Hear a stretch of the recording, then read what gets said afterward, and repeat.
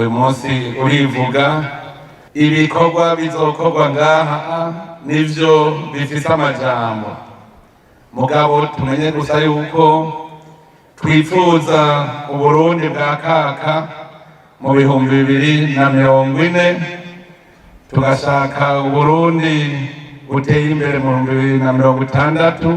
Ivyo vyose kugira tubishikeko nuko tuba turi Abarundi koko, kuko nta munyamahanga azoza kubikudukorera.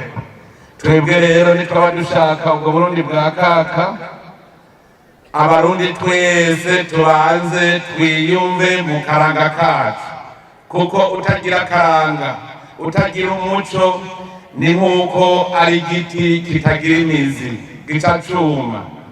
None rero uyu munsi ni mwiza ko twerekana imico n'akaranga vy'igihugu cacu.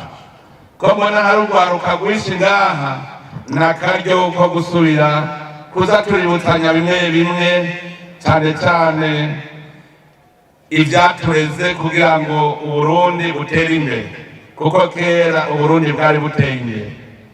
Abavyeyi bacu kera bari bazi kwigisha abana ngo nyamwigenda ko ntari imirimo henshi, bagaca batangura kugira ikibiri. Aya makoperative ntavutse uno munsi. Nitwaba dushaka gutera imbere, tugaruke kuri ako karanga ka kera, nyamwigenda ko ntari imirimo henshi. Twese tuje hamwe, dukorere hamwe mu makoperative, mu mashirahamwe, dukusanye ikivi, kuko umutwe umwe ntiwigira inama, kandi bubiri buvurana ubupfu. Nico gituma ubu hageze yuko tuza turakurikira ijoro ry'abakera.